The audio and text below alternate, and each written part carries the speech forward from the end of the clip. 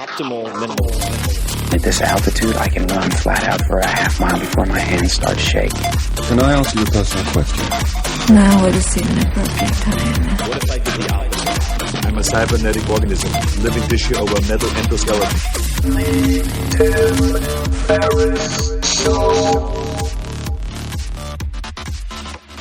This episode is brought to you by AG1, the daily foundational nutritional supplement that supports whole body health. And I do get asked a lot what I would take if I could only take one supplement. And the true answer is invariably AG1. It simply covers a ton of bases. I usually drink it in the mornings and frequently take their travel packs with me on the road. So what is AG1? AG1 is a science-driven formulation of vitamins, probiotics, and whole food sourced nutrients. In a single scoop, AG1 gives you support for the brain, gut, and immune system. So take ownership of your health and try AG1 today. You will get a free 1-year supply of vitamin D and 5 free AG1 travel packs with your first subscription purchase.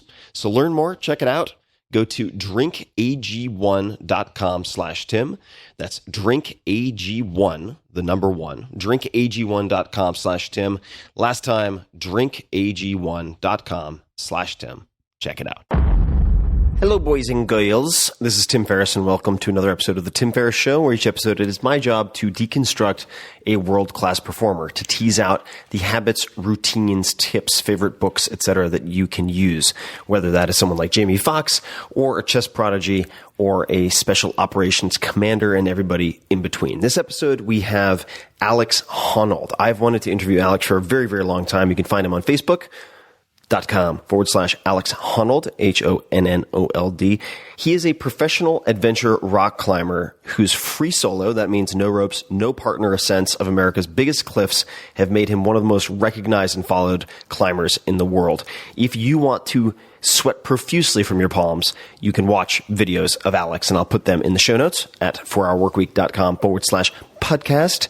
Honnold is distinguished for his uncanny ability to control fear while scaling cliffs of dizzying heights without a rope to protect him. And we really dig into that. How he looks at risk, fear, addresses both in training and with these first ascent attempts and so on. His most celebrated achievements include the first and only free solos of the Moonlight Buttress. That's a 512D, which means super fucking hard. That's 1,200 feet in Zion National Park in Utah. And the Northwest Face, that's a 512A of Half Dome, 2,200 feet. And that is in Yosemite in California, right in my backyard. Beautiful spot. In 2012, he achieved Yosemite's first triple solo climbing. That means in succession, the national park's 3 largest faces, Mount Watkins, Half Dome, and El Capitan alone, and all in under 24 hours. He is the founder of the Honnold Foundation, an environmental nonprofit. And to this day, and perhaps one of the most fascinating aspects of Alex is he maintains a very, very minimalist dirtbag climber existence. And that's not meant as a slight. That is meant as a compliment. Living out of his van, and I think he's done that for the last 10 years or so, despite the fact that he has big sponsors, and traveling the world in search of the next great vertical adventure. So we dig into all sorts of things. And without further ado, I will let you hear the wide-ranging conversation that I had with Alex Honnold. Alex, welcome to the show. Yeah, thanks. Thanks for having me. I have wanted to interview you ever since I first saw footage of you climbing, because I trained long ago at Mission Cliffs here in San Francisco and did top roping. Never have climbed outside except for Castle Rock. I don't know if you know. Yeah, by Santa Cruz. Exactly. That's where I started as a kid, kind of. Really? Yeah, it's one of my local areas. So you grew up in Sacramento, or am I making that up? Yeah, I grew up in Sacramento. And what was your upbringing like? I mean, if you had to describe your childhood, how would you take a stab at it? Just normal suburban life. You know, Sacramento, good times. Good times. Sacktown. I haven't spent a lot of time there. I mean, Mark Bell, who's a buddy, has a gym called Super Training Gym up there. He's, I think, one of the top 10 in his weight class of all time.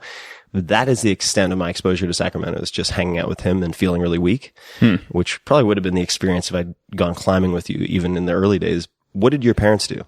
My parents are both teachers or professors. What did they teach? They taught language, like English as a second language and French. Were your parents born in the U.S. or were they elsewhere? Yeah, they were both born in the U.S., though mom was born to Polish immigrants. So, I mean, she's born in the U.S. and she's American. And her parents were actually born here too, but they were like 100% Polish, like fresh off the boat style.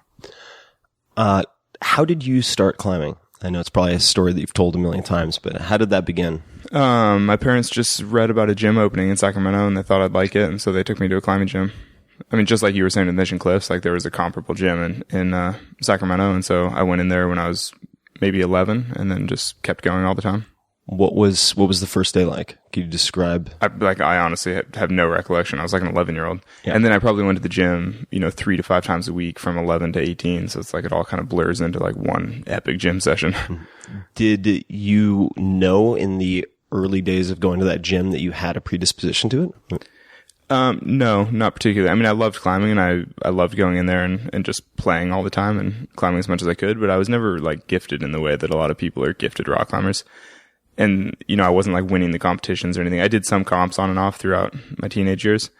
And, I never won, I was never super strong, but I just like loved climbing all the time. Why do you think you didn't win? I mean, what?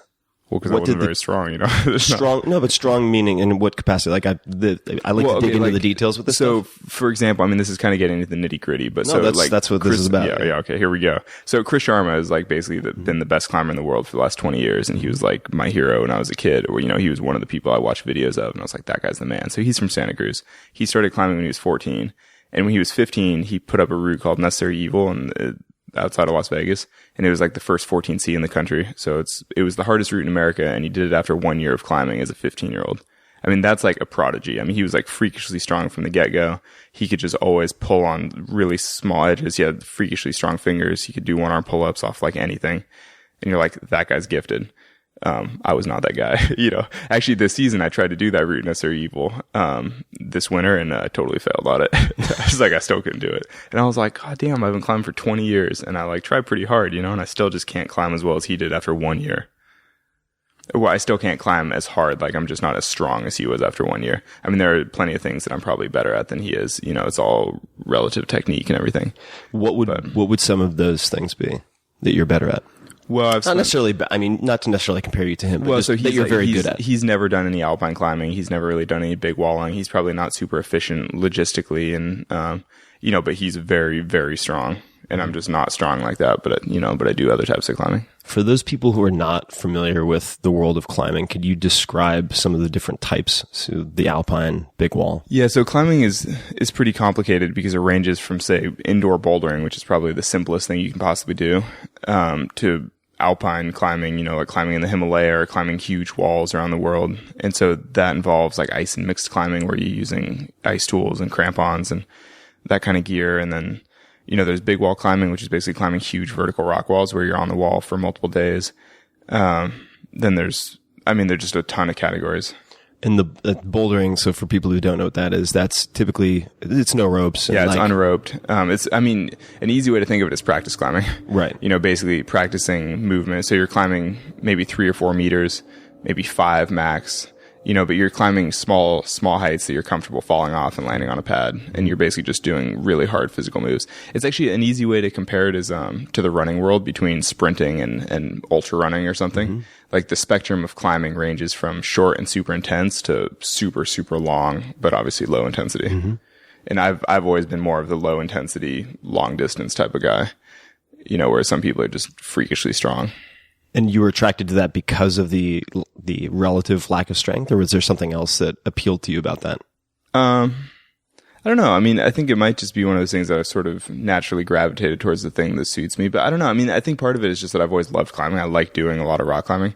Mm-hmm. And so I've always been attracted to high volume. I mean, I like to like tick the routes in my guidebook, be like, oh, I climbed this and I climbed that. And so I like to climb a lot of routes. Mm-hmm. So it's just, yeah, I mean, I like climbing a lot. I think that's certainly clear. I wonder what do you think you were going to be, or what did you fantasize about becoming when you grew up, when you were a kid? I mean, as a kid, I thought I was going to become an engineer or something. I just thought I would have some normal job. And, I mean, when I was growing up, there really wasn't a professional climbing scene. Like, you couldn't really be a professional climber because the whole climbing industry hadn't really taken off and there weren't so many gyms, and it was like a different world. So I never thought that I was going to be a climber. I just thought that I'd have some random job. You, now I'm going off the internet here, so that's a risky business. Yeah. But you ended up at one point was it UC Berkeley? Yeah. Planning to be an engineer. Yeah. What type of engineering? I'd applied for civil engineering. Why civil? Basically one of my uncles was a civil engineer. I was just like, that's cool. And I liked building things and the idea of like building bridges or like big projects like that. I mean, it's appealing, the idea of like constructing something cool. Did you collect anything as a kid, or do you? Yeah, I was way into Legos. Legos. Okay. So no, this is like the theme, right? So the kind of large structures, large walls, how long did you collect the Legos for? I mean, do you have any idea? I'm not looking for exact timelines here, but. Well, I don't know when I first started getting Legos, but probably when I was really small, and then up until being a teenager, basically, I had a ton of Legos. Did you have any like, coup de grace is not the right expression here. I'm looking for like your landmark pieces or anything that you remembered. I had friends who built like the Death Star out of Legos, and that was like the pinnacle of their Lego career. No, I mean, I think I had a few just epic forts and like really cool pirate ships and things. And, no, but I never constructed anything that was like the culmination of my Lego career. I don't know. but the thing is, I think I took almost as much pleasure in destroying the things afterward as, because you create like this elaborate city, and then my sister and I would take like a golf ball or something and just like destroy it and be like, oh, starting over. It's more the process of building it that was so fun. And do you have, one sibling, or do you have more? Yeah, I have an older sister. Sister. How much older? 2 years older. Do you talk to her much? Yeah, we're good friends. Very close. close. Fair amount. Yeah. What does she do professionally? I don't know. It's complicated. She basically just like makes the world a better place. Okay. She's lived in Portland since she went to college there, and she's like vegan, has never owned a car. She's like ultra earth thirsty. And, she basically does outdoor participation stuff with kids. And, it's kind of like, she's basically getting like at risk. It's like a work program for at risk youth, or sort of, I don't know. It's like a whole thing. Yeah. But over the years, she's also been like a middle school teacher, and she's done like, bike programs with kids and all kinds of, wholesome things that make the community better. If you had to pick a fixed location, well, I mean, we're definitely going to get to the van and everything surrounding that story. But if you had to pick a place to park up in the U.S. for, say, 5 years, let's make it a 5-year timeline. Where would you pick at this point? I don't know. That's tough. But the obvious choices as a climber would be somewhere like Boulder, Colorado, or say Salt Lake or Flagstaff, or any of the cities that are sort of known, or Las Vegas, actually, places that are known as climbing hubs where you have great outdoor climbing all around them. And I could see living in any of those places if I had to. Or like say, I got married to somebody that lived there or something crazy. I could see being happy in any of those cities. Though honestly, I love Portland too. Though there's no real climbing there, and it's not a great place to live as a climber, and the climate's terrible with too much rain. But as far as progressive cities that go, it's like probably my favorite city in the country.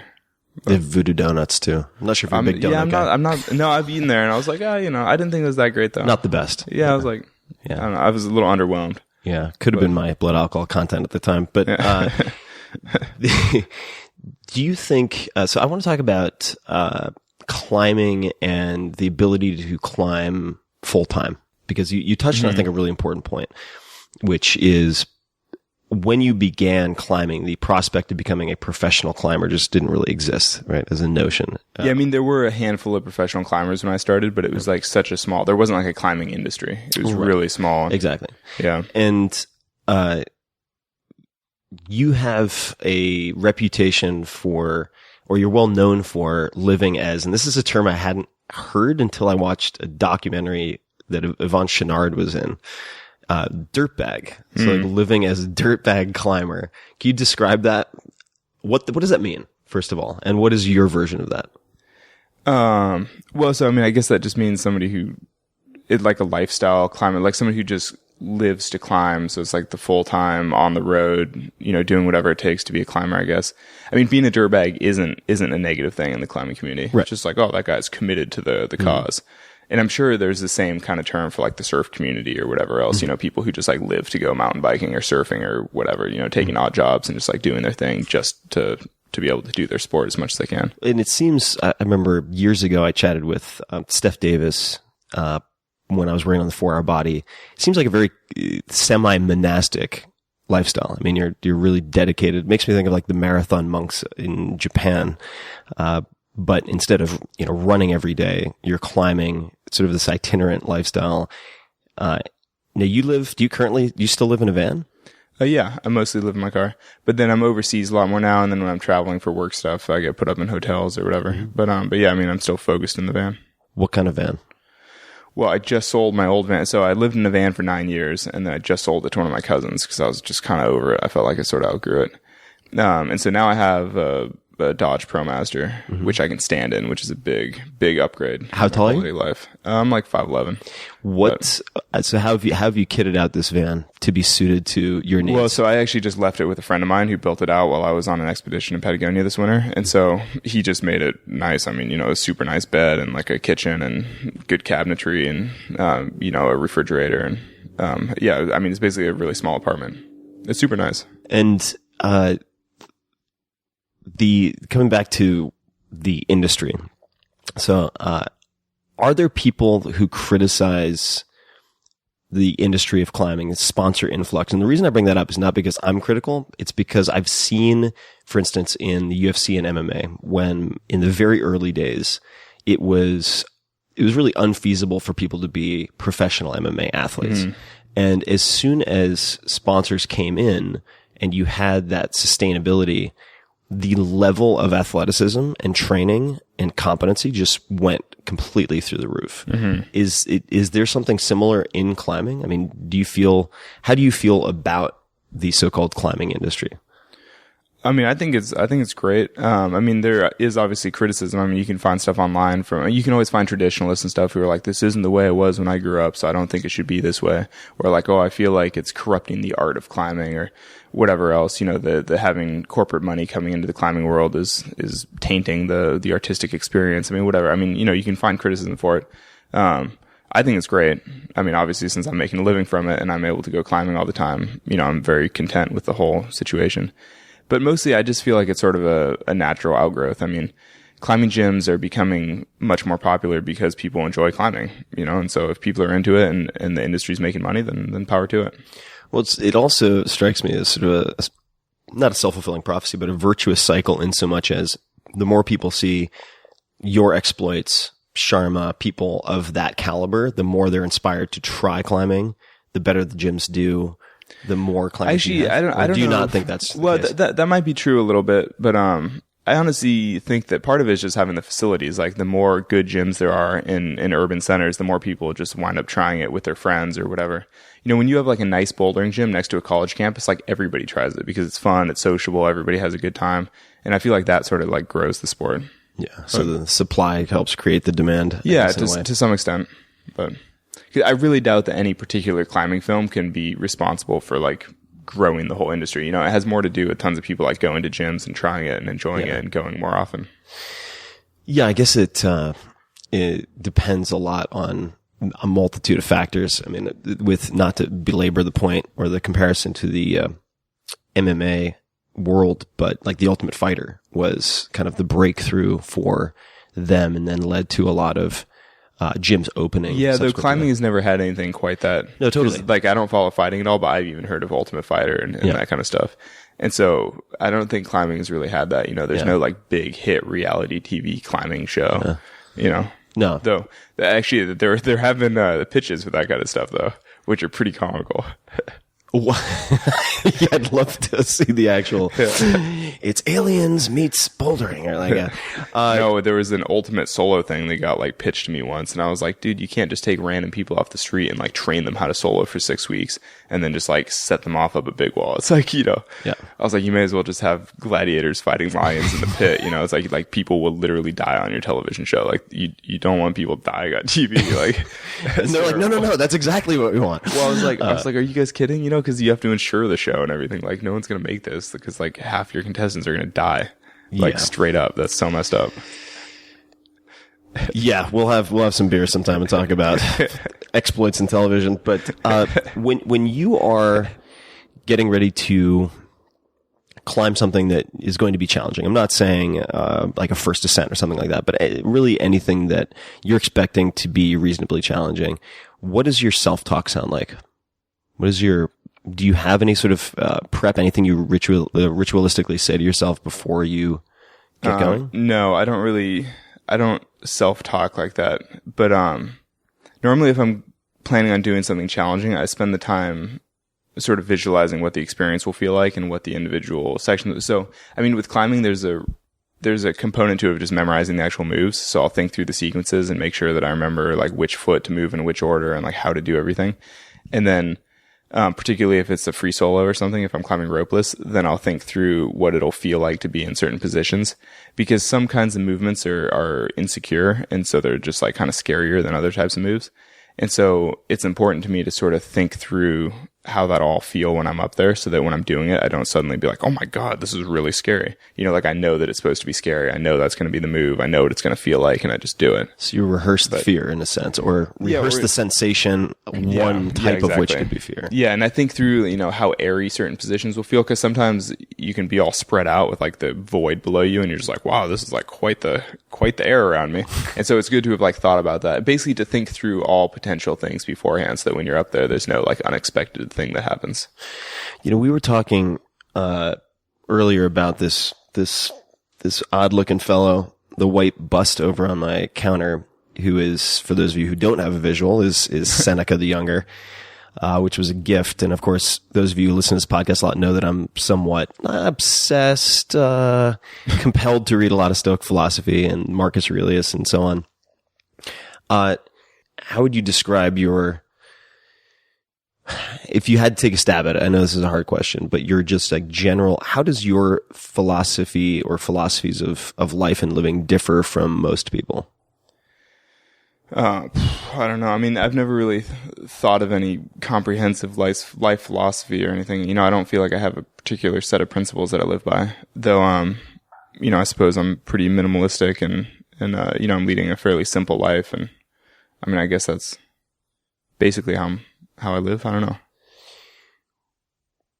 What are the benefits of living simply to you, aside from the ease of travel? But I would imagine at this point you could probably travel reasonably easily. Well, no, I mean, that's kind of it, is that, yeah, just the ease of living. You know, basically it just cuts away everything except for what I want to be. I mean, because my goal is basically to climb as much as I can.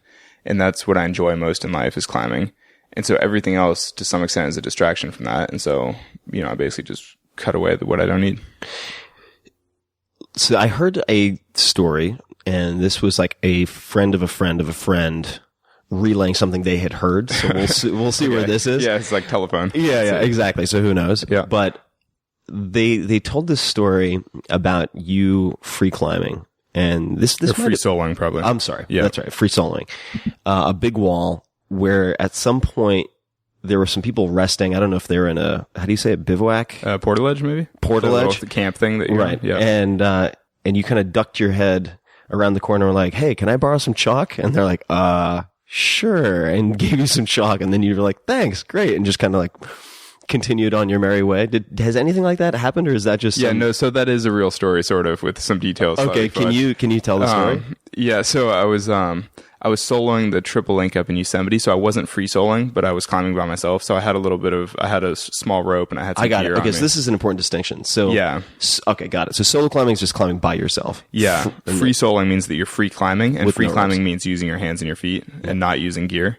And so if you're free soloing, it means that you're climbing with just your hands and your feet by yourself, like no gear, no anything. Got it. But so in this case, I was soloing, so I had gear, and I was soloing the 3 largest faces in Yosemite in a day. So Mount Watkins, which is like way up at one end of the valley, and I'd done that first, and then I came down and I was climbing the nose of El Capitan through the night.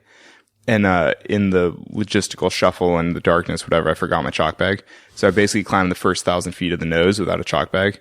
And was like, which is kind of a bummer. I mean, that's definitely not ideal. It's an understatement of the day, I think. Yeah. It had actually rained a bunch the day before. So like the bottom pitches, which are at lower angle, were like fairly wet. And I was like constantly trying to dry my hands on my shirt. And it was just all kind of scary.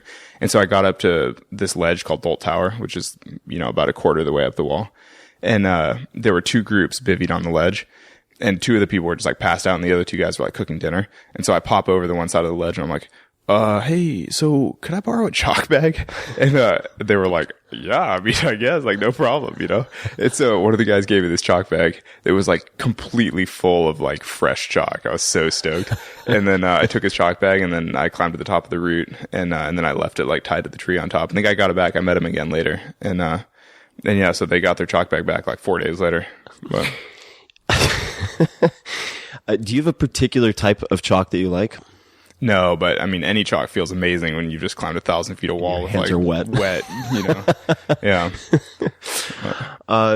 What's a story?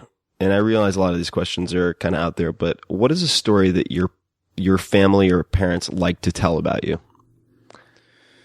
Oh, I don't know. I'll buy us some time and let you think about it. So one that my parents like to tell about me is I was completely infatuated with the Incredible Hulk when Lou Ferrigno was doing the TV show. So I'd run into the living room when my parents had company and rip the cushions off of the couch and throw them on the floor and yell like the Hulk and run out. So my mom feels like that in some way represents like me and my totality. That's characteristic of your... Yeah, which I don't know how to take, but that's a story that she likes to tell. Huh. Anything come to mind? I don't know. I mean, mom likes to talk about how I always climbed on everything as a kid and how I was such a wild child. But, though I honestly feel like she's kind of like, she talks about that more now that I am an actual professional climber. You know, I feel like had I become an engineer, she would instead focus on stories of like how I always loved to play with blocks or do whatever. But, and my whole family would always tell stories about how I was such a picky eater and how I'd only eat, you know, Cheerios and bread and like whatever, just things, I don't know. But we were talking just during the sound check about eating, and I'd like to talk about that for a second. What does your typical breakfast look like? Generally, well, so I've kind of gone through two main phases, I guess. I used to always do like an egg scramble for breakfast. And now I pretty much always do some kind of muesli concoction with like fruit and some kind of alternative milk stuff and like flaxseed, hemp hearts, like random things, sort of like a wholesome muesli mix. And then I asked you about lunch, and what do you have to say about lunch? Yeah, so I rarely eat a lunch per se. I pretty much always just snack for the several hours in the middle of the day. Normally like a couple pieces of fruit, maybe some nut butter, you know, a bar or two or something. And then I eat like a big dinner. I normally do a pretty big breakfast and a pretty big dinner and then just snack throughout the rest. Why no lunch? Well, the no lunch thing makes sense when you're up on a wall for the day. Or if you're like out at the cliff, or it's just like a bunch of work to take a real meal. So I wasn't gonna get to this immediately. This early. This is early for me. I'm always premature, world. So it's fine. But what was that? I said I'm always premature. It's It's like my friend when he drives. We call him a premature accelerator. But that's a whole separate story. So this is from a friend of mine who's an elite athlete, very high level female athlete. I'll ask her main question first. Actually, no, I'll ask the related question first. So the food, real hassle. So her question was, what happens if you have to take a shit on the side of a mountain? Meaning, like on a wall. I've got so many good pooping stories. Okay. We could do a whole podcast on poop stories. Well, let's give a preview. That could be the round two. But yeah, I was wondering, as soon as she brought it up, I was like, holy shit, yeah. Should I go straight to my most epic dump story? Yes, please. Okay. So, like, 2 years ago, I guess, I was free soloing this route called Romantic Warrior in the Needles, which is actually a super... Romantic Warrior? Yeah. It's like, it's actually one of the most striking granite walls, like, in the world. It's this totally beautiful route on this crazy spire. It's an amazing, amazing route. It's something I thought about for a long time, and it's actually quite difficult. And so I was going up there to free solo. It was like kind of a big thing for me, and I was way stoked. And typically when you get to the base of a free solo like that, if you have to poop at all, like you have to go like then, you know, when you're at the base. But I just like, I don't know, it just didn't quite happen. And so I started climbing, and that route, the first 400 feet or so are like pretty moderate terrain. And then it goes into like some pretty extreme terrain for the second 400 feet. And, so basically right before I got into the real stuff, I was like, oh, now I really need to shit. I was like, oh man, you know, basically I was like, oh, it's about to get real up here. And like, now I need to poop. And so, I basically hand traversed on this little feature. So I traversed off the route because it's really poor form to like shit on a route because obviously people have to climb that. So hand traverse meaning you're just traveling horizontally. Yeah. So I sort of just like meandered to the left 20 feet. And this flake that I was hanging off of was like fairly big, and I had a backpack on me with like my shoes and some water and some food, random things that you kind of need for, going up a long route like that. And it had some TP in it. So I like shoved my backpack into the flake, and I just like hung there off of it and basically just took a poop like straight off the wall, just like while hanging. And then, like wiped, tidied up, it was all good. And then like put my backpack on, traversed back in, and then finished the route. It's like, so no, I just want to really dig into this for a second. So, cause I'm just like envisioning, I had bats. I grew up on Long Island. We'd have these bats that would like crap off of the shingles, and we'd be like, where the hell is that from? And then we'd see the bat kind of perched there. So what's the technique here? So you're hanging off this flake, you have your backpack shoved into it, like legs straight and straddled. Are you in like a just crouched sort of like a position? semi-seated crouch, pushing away from the wall a bit. And are you going like out of the bottom of your shorts? Are you pulling them down? Pulled my shorts down just like normal. Like usual. Thing. Yeah. Okay. Yeah, I mean, it was actually totally easy. I mean, I'd call it a space dump.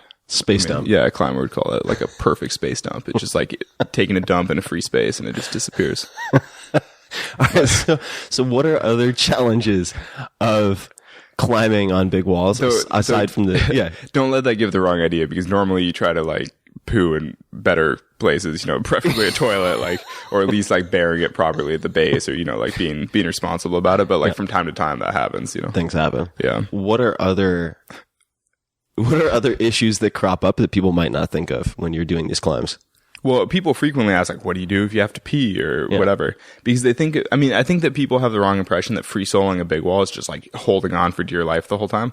But there are actually all kinds of little ledges. Like even a ledge the size of, say, a pizza tray is big enough for you to stand there comfortably, no hands. Right. And so, that's an easy place that you could take a leak. You could, take a sip of water. You can eat a little bar. And anytime I'm on a ledge, say the size of a sofa cushion or something, I'll basically pop my shoes off and relax my toes for a minute, because climbing shoes are quite tight. So like your feet start to cramp after a while. There's a lot more self-care going on up there than people might think. Do you carry, for that self-care, do you carry any other tools? Any like, I don't know, nail clippers, any particular type of like, I'm just making this up, like lotion or anything? Not that you would want that on your hands, but... No. I normally just take food, water, and then a pair of, say, approach shoes so I can walk down afterward. What type of food do you bring with you? Typically I just bring, sports bar type. What kind of sports bar? I'm obsessed with details. You get nitty-gritty. I don't know. So I used to be sponsored by Cliff Bar, so I do like, shot blocks and Z bars. I love the Z bars, the little kids Cliff Bars, mostly because they're kind of half size. They're like 100 calories and they basically taste like a cookie, so I can like always eat them, because they're just kind of delicious.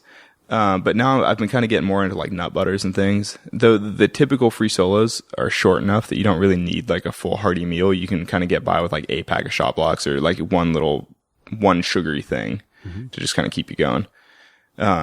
It's on like bigger climbs like alpinism or something where you have to take like a lot of, fatty, like higher calorie food.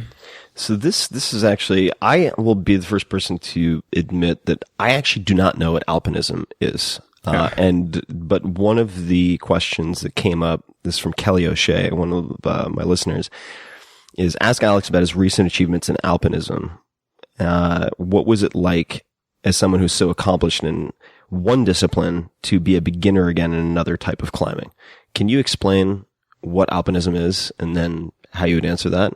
So alpinism, I guess, is basically just climbing bigger mountains or big snowy or icy faces or granite walls that are also covered with ice. I don't know. Alpinism is just climbing the things that you see in posters where you're like, whoa, that looks like a big scary mountain.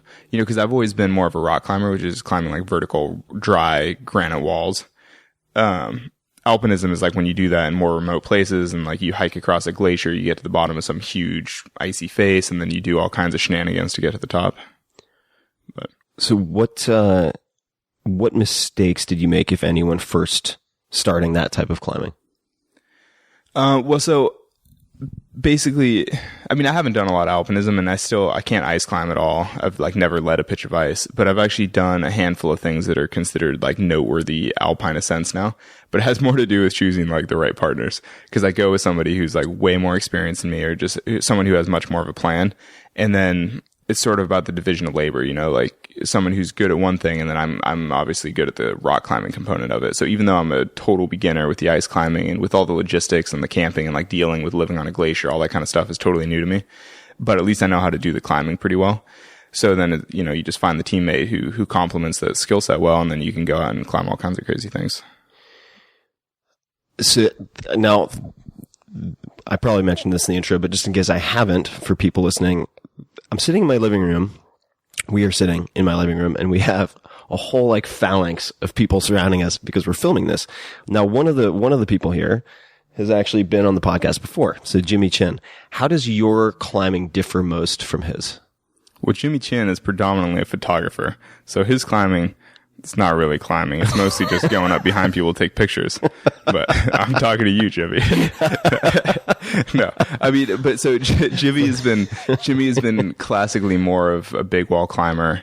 I mean, Jimmy's never been like the best free climb. Like, I mean, he's not doing one arm pull-ups on small edges, and he's not like climbing the hardest sport routes, but he's always been able to like get to the top of big walls, and then been able to do that in the mountains, with ice and snow and bad conditions. And so he sort of, the climbing that he's been good at has been like farther along the spectrum of, big and badass than the type of climbing, because I grew up in a climbing gym, and then sort of gradually extended to like big rock walls, and he sort of started on big rock walls and then extended into the bigger mountains. When you were getting started, just thinking back to say the first 10 years of climbing, how old are you now? I'm 30. 30. Getting old. I thought I heard your joints creaking. Yeah, I know. I feel like it right now. Who were some of your early mentors in climbing? I didn't have a lot of mentors when I kind of just grew up in the gym, just climbing a lot. So I didn't really have mentors. I mean, I definitely had people that I looked up to and people in the climbing community, but that's just sort of the typical hero worshipy style. Like Peter Croft was a really prominent soloist from this generation before me, and I was like, oh, Peter's the man. And, Chris Sharma obviously was like setting all kinds of world record type things when I was a kid, and I was just like, oh, he's so amazing. And Tommy Caldwell was also a big hero, which has been cool because now I get to climb with Tommy as an adult, and I'm just like, oh, it's pretty cool. I'm still always excited to climb with Tommy. But what, if you were, so I'm going to take like 20 different questions and hopefully wrap it into one question, and we can take some time on this, but if you were taking let's just say an athletic rope beginner, so someone who's never done any climbing, but has a decent athletic background, right? 20, 25 years old, and they want to get really good at, say, bouldering. And you are going to kind of give them advice or train them for like 8 weeks. What would you have them to do? What would that look like? I don't know. I'd have to think about it a lot because, I mean, particularly with bouldering, it's interesting. So adults are more prone to injury than kids to some extent, and especially with something like bouldering where, it's really heavy on fingers. Like basically it's really easy to injure your fingers and hands because all the connective tissue and like tendons and ligaments take a very, very long time to strengthen. So, I mean, there's no real shortcut to avoiding tendon injury. Mm-hmm. Whereas an adult, like a 25-year-old male, would gain muscle mass super fast. So really quickly they could exceed the capacity of their tendons and then basically just rip their tendons out of their arms. Mm-hmm. And so it's like one of those things where, I mean, if I was trying to train somebody to be a good rock climber, I would focus on movement and technique and footwork and all those kinds of things. But if somebody was like, in 8 weeks, I have to be able to boulder like a certain difficulty level, I'd be like, well, I mean, just start like training your fingers and hope that you don't get injured. But like, obviously that's not as sustainable. Like if you're trying to be a good climber, that's not the way to do it. It's better to start with like the foundation. So let's talk about the footwork and technique then. Because you've been to a ton of climbing gyms. I've been to Mission Cliffs. I'm not a good climber, I would not say. But I can also recognize, but not dissect when I see good climbing versus bad climbing, right? Where people are just like shaking like a leaf and using all arm strength. Yeah.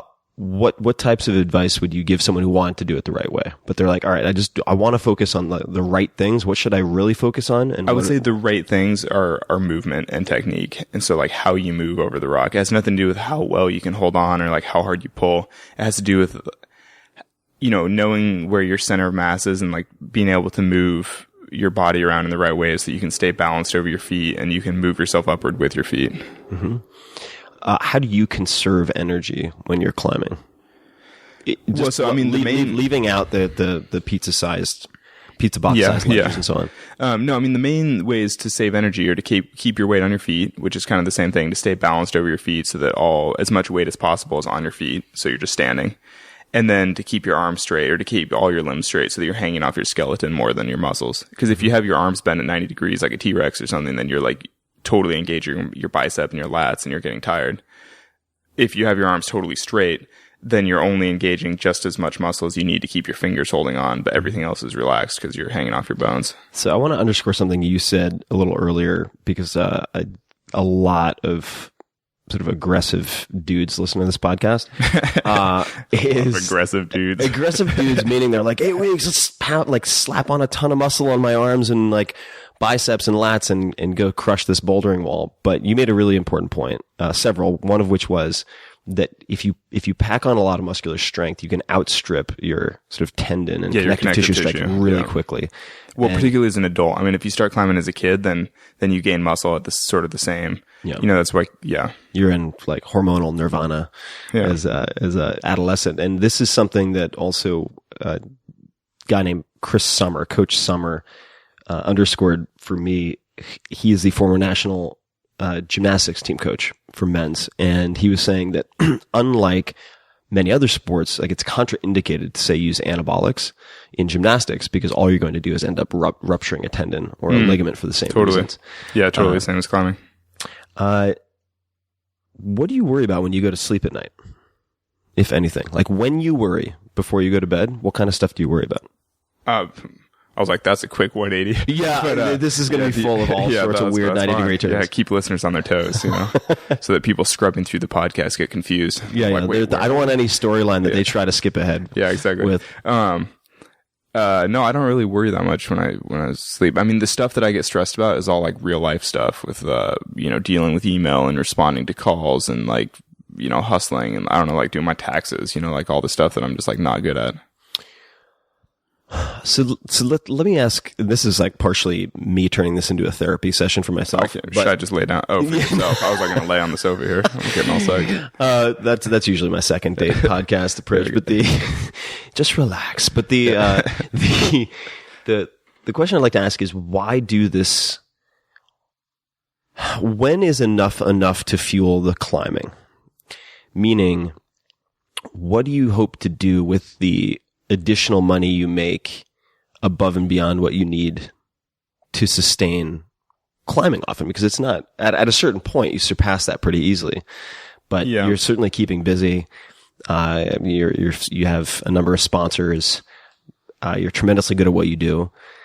So what do you want to do with that is interesting because, and I've, thought about this a lot over the years because for say the first 5 or 7 years that I was living in the van, my overhead's probably 10 to 15K a year. Yep. And I now obviously make a lot more than that through sponsorship and just doing like one commercial or something, I can make many times what I need to live in the road for a long time.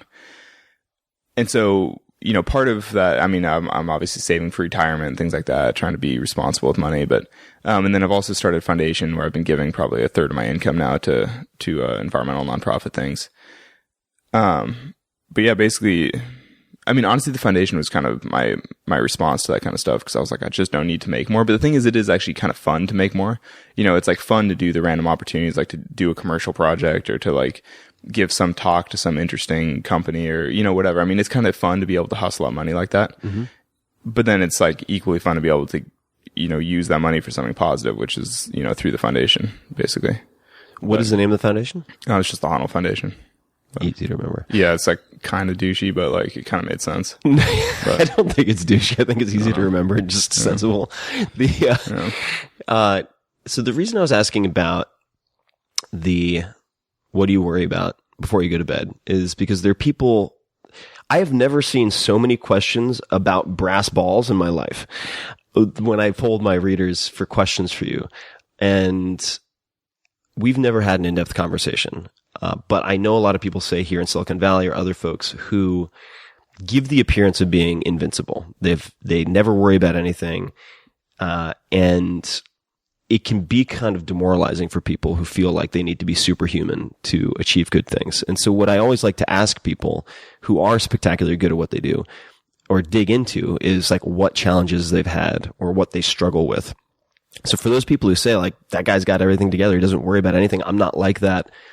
What are some of the challenges or dark periods that you've had if any come to mind? And if the answer is none, then that's a fine answer I'm too. invincible. No, I mean, well, it's funny you ask, because just in the last 2 months, I've had 2 sort of random injuries that are like super annoying, which I hadn't really had any kind of injuries climbing in years, or like ever really.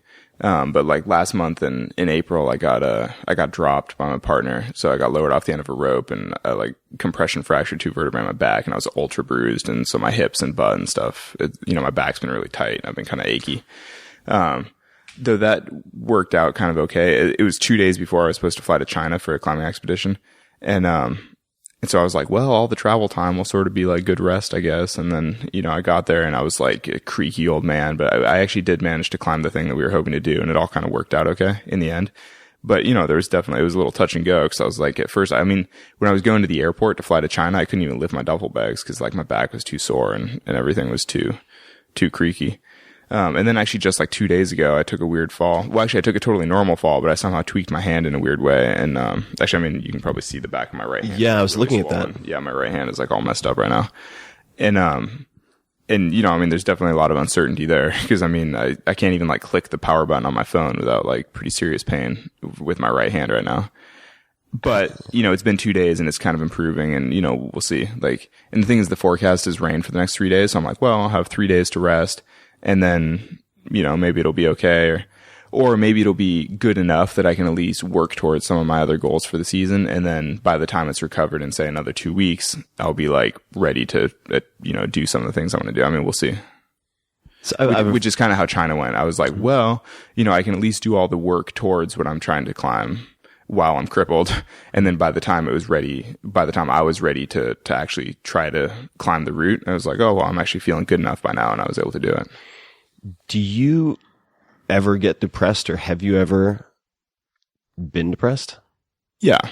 No, I think I kind of gravitate towards being a somewhat depressed person. I don't know. Or I don't know, actually. Or I'm just sort of like flat. Well, let's dig into that first part, and we'll see what we come up with. So why do you say that you think I definitely oscillate to fairly high highs and reasonably low lows, and I've been trying to take the edge, like take the the top and bottom 20% off of those to make it a little more manageable. But why do you say that you might tend towards? See, I feel like I don't have any of the highs, and I kind of go from level to like slightly below level to back. It's all pretty flat, I feel like. And does that, when you dip, is that triggered by certain types of things, or is it just a cycle that comes with time? I don't know. Yeah, maybe it's just a cycle of time. It's like sometimes you just feel useless, But I mean, in some ways though, I embrace that as part of the process, because you kind of have to feel like a worthless piece of poop in order to get motivated enough to go do something that makes you feel less useless. But then ultimately that still doesn't make you feel any less useless. So then you just have to keep doing more. So that's perfect segue to the main question from the person who asked what you do when you have to take a shit on the side of a wall. Is there, or do you ever see a point where you'll feel that you've accomplished all that you can in climbing? Or is there always a what's next? I think there's definitely, I can definitely see a point where I wouldn't continue pushing. I mean, there is always a what's next in climbing. And, you can always try to improve in some way, or like go to new places, or do first ascents, or there is always something new to be done in climbing. Though I can definitely see personally a point at which, I'm like, okay, I'm satisfied. Like I've done what I need to do. And, we'll see kind of. Though I will say climbing, more than most other professional sports has like quite a long career span, kind of because of that, because there's always more you can do with like trips and expeditions and first ascents, and there's a really creative process to it. You can always like come up with interesting challenges and just sort of like do things that nobody's thought up before. And so, they're professional climbers in their 50s that are still like getting after it like that. When you are about to do a big climb, or just a very strenuous climbing workout, I'm not even sure if you do that anymore. Maybe you could talk about it, but how do you warm up, if you do? I always warm up pretty gently when I can. It depends on where I am. If I'm in a climbing gym, then I just warm up on a handful of easy routes, and then start the harder ones later. I mean, for the last month and a half, I've been stretching like every morning and every night because of the back thing and because of how tight my hips and everything feel right now. So doing some stretching and some like light exercise to sort of warm up, and then, yeah. When you can't climb, let's just say you're on the road, what type of exercise do you do?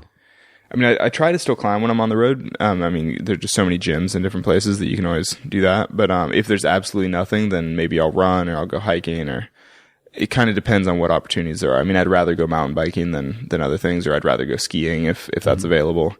But I mean, as long as I'm getting some kind of exercise, I mean, even like stand-up paddleboarding or something, I'm like, well, at least I did something today, you know?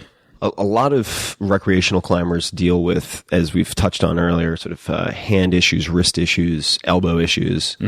I mean, you saw me when you guys arrived today. I had myself wrapped up in this stuff called voodoo floss because my elbows are killing me. And how have you seen climbers keep their elbows and joints in good health?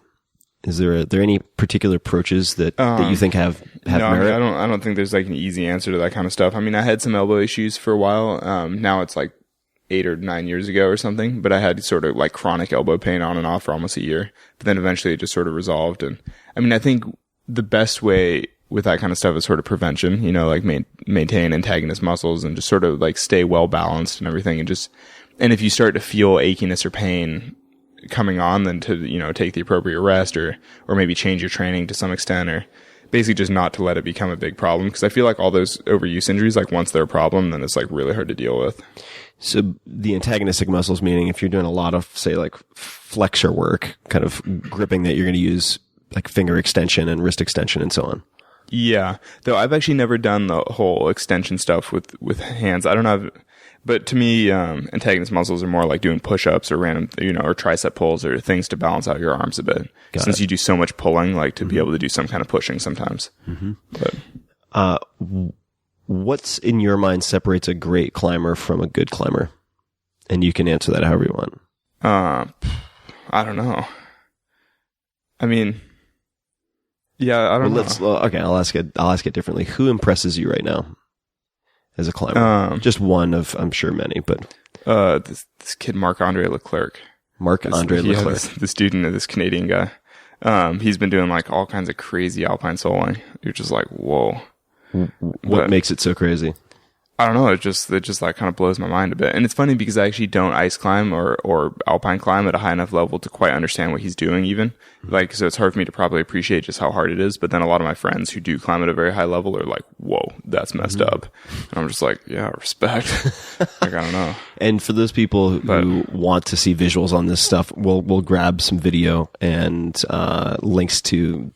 One of the interesting things with Marc-Andre is that I don't know if there like is video of most of the stuff he's doing. Yeah, I mean, he's just going out and doing all this crazy stuff. Okay. You're just like, it's pretty full on. Well, I will attempt. Jimmy, you know this guy? You know of him? What in your mind makes him impressive as a alpinist or alpine climber? But I bet Jimmy hasn't even heard any of the stuff he's like recently been doing in the Rockies. It's like pretty crazy. Yeah, I mean the stuff he just soloed in the Emperor face and. Yeah, it's like so crazy. It's just. I'll repeat for you guys listening.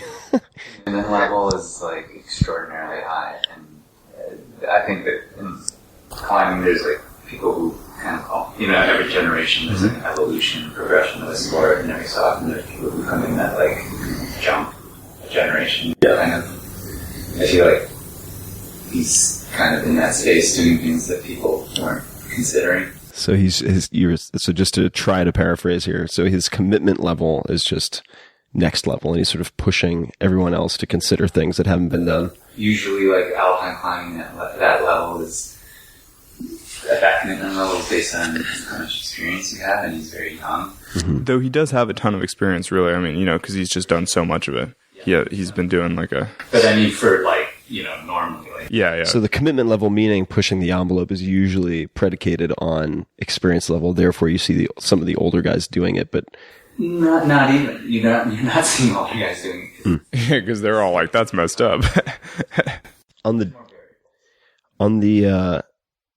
danger side, this is a question from Paul Jones. So, being the first sponsored superstar of free soloing, do you ever have concerns about the influence that you could have on young climbers who may not put in the mileage and the training to get to a point where they can do it as safely. Yeah, well, so there are two things. One, I'm definitely not the first superstar or whatever, because there are a bunch of European climbers who are well known for soloing who've, come before me. And even in the US, somebody like John Backer was like super well known in the 1970s, and he was on all kinds of TV programs. It might not have been sponsorship in the same way that we have today because the industry wasn't the same, but he was definitely on, like the evening news and all kinds of crazy things free soloing. So, I'm definitely not the first by any means. And it's interesting because, I was obviously a kid who was influenced by that kind of stuff, but then I've gone through, years and years of practice or whatever.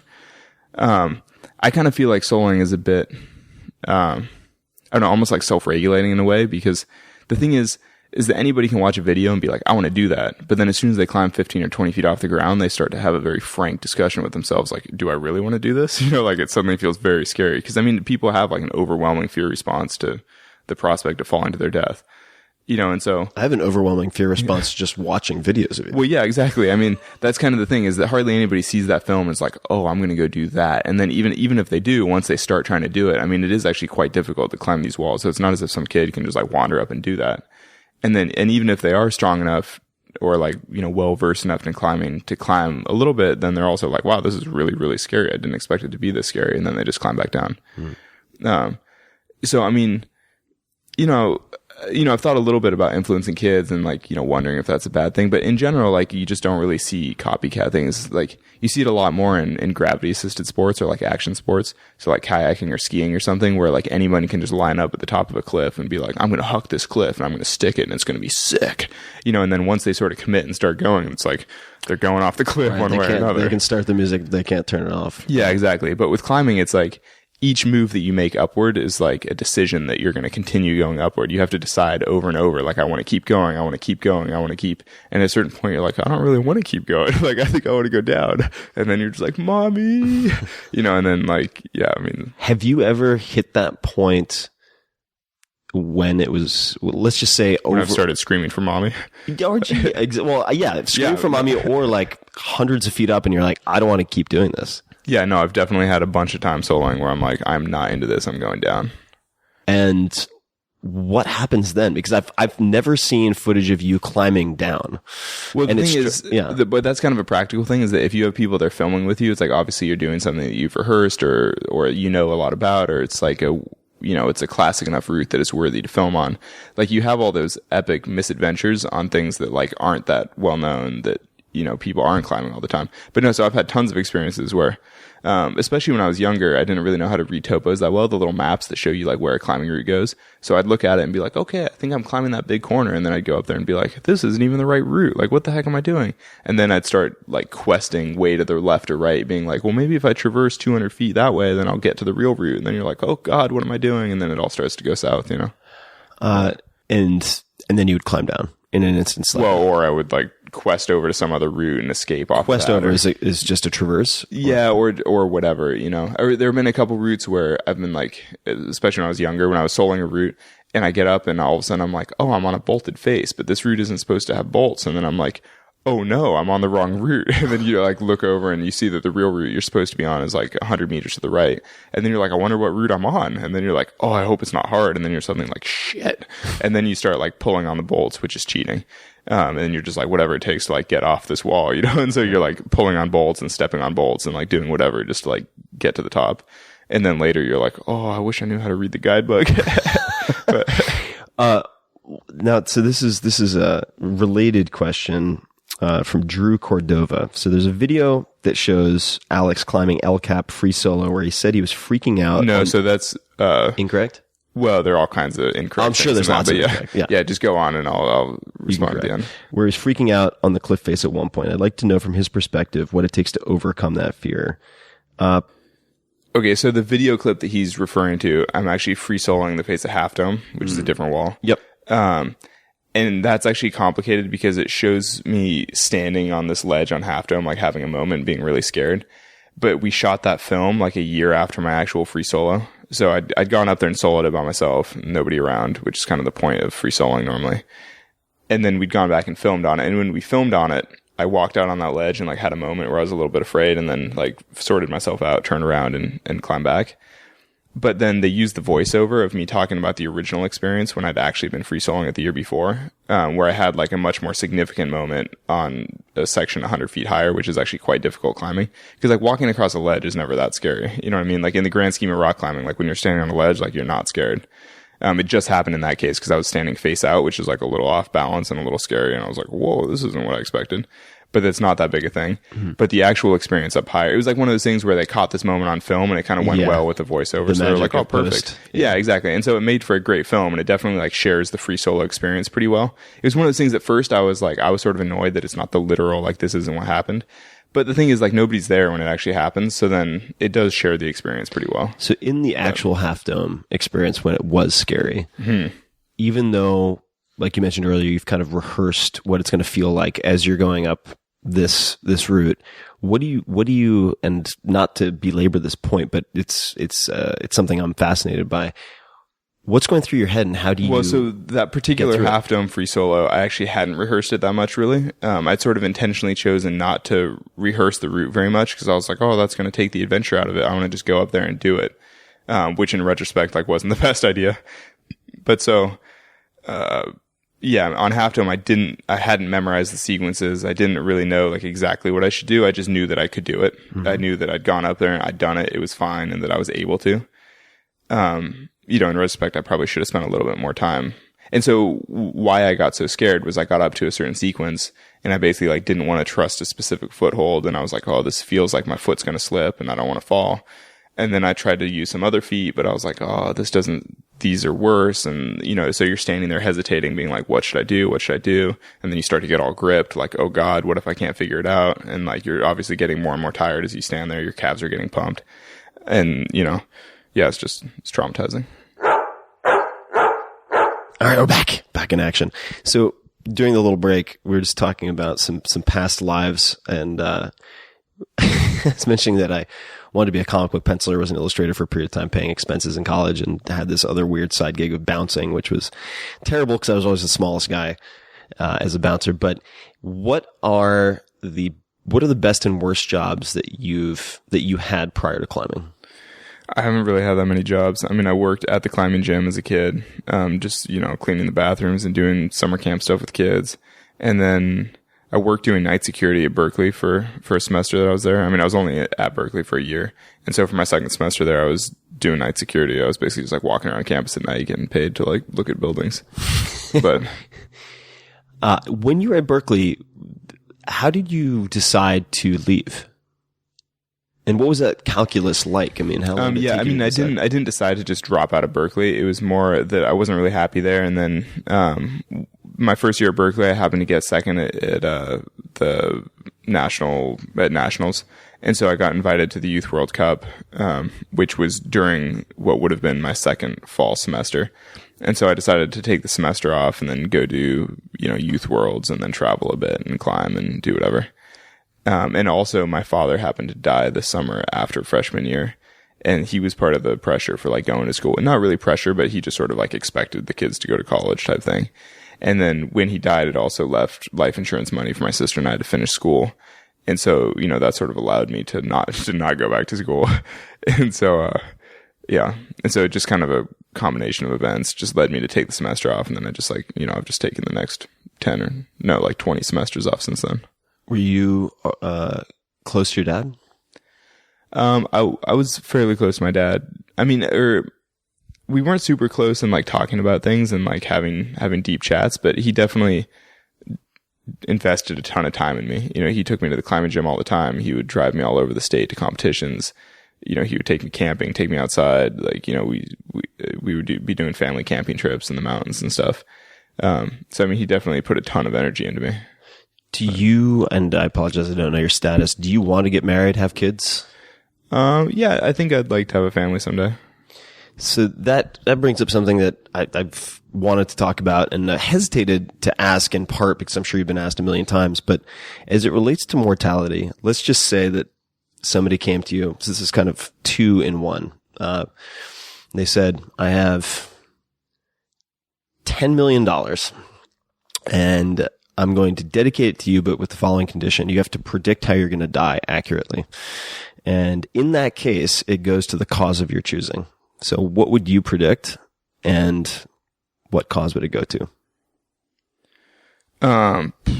That's interesting. And if I predict wrong, it just like doesn't go anywhere. Disappears. Yeah, poof. Okay.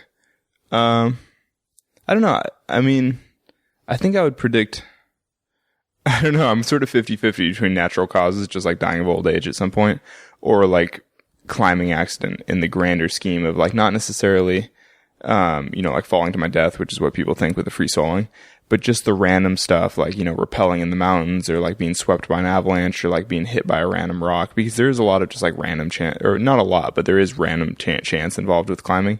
And just the fact that I am out climbing all the time, like it wouldn't be shocking if some random thing just happened to me like that.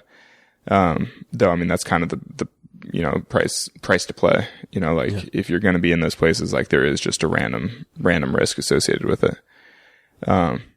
So yeah, I mean, I think, and then the cause I would devote it to, I don't know, some probably environment. I mean, basically the stuff that I'm supporting through my foundation, which is, any kind of environmental project that like improves standard of living, which has mostly been, like off-grid solar projects, or like energy access and stuff for off-grid solar and energy access for whom, or where? For like rural communities. I mean, I've been supporting a group that does that kind of work in Africa, which, makes sense because folks have no access to energy. I've also been supporting Grid Alternatives here in the States, which does, like home PV systems for like low income families. Basically it's just a way to like help, folks that need some help, and it helps the environment, obviously. And just when we took a break, we were talking about books and the fact that you read mostly nonfiction. What nonfiction books have had an impact on you, or do you particularly like? I mean, in the last several years, some of the most noteworthy books I've read, I guess, like A People's History of the U.S., the Howard Zinn book, totally changed the way I look at politics. And then in the same way, I read a book recently called Sacred Economics that like totally changed the way I looked at economics. Sacred Economics. Yeah, it was actually totally interesting. I forget who the author was now, though. I didn't know him. I will. We will look it up and put it in the show notes. Sacred Economics was like kind of awesome. It changed my world a bit.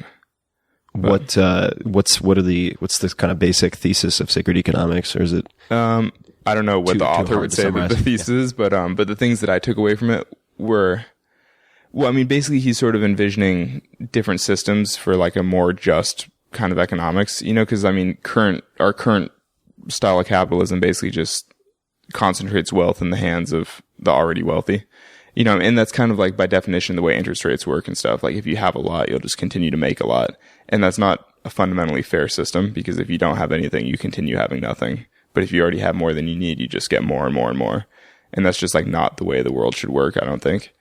Or at least I don't know. So one of the ideas that he throws out in the book, which I found totally interesting, was like negative interest rates. So like, if you have a lot, it basically just like slowly dwindles away unless you're actively using it for things like investing it into things. So, just by having a lot of money is not going to guarantee that you continue to have a lot of money. Unless you're allocating it in a certain way. Yeah, exactly. Unless you're using it wisely to like create value. But how do you assess risk? Whether that's with, and you can focus on one of these, but whether that's on a particular climb, on like a business venture, a decision to do A versus B, how do you think about risk? I don't know. That's an interesting question, because obviously I spend a ton of time thinking about risk. But I just don't have like a clear cut, like I don't have clear metrics for like, this is, and because with the climbing, so much of it comes down to a feeling of like, I feel a lot of fear when I think about that. Obviously it's not for me.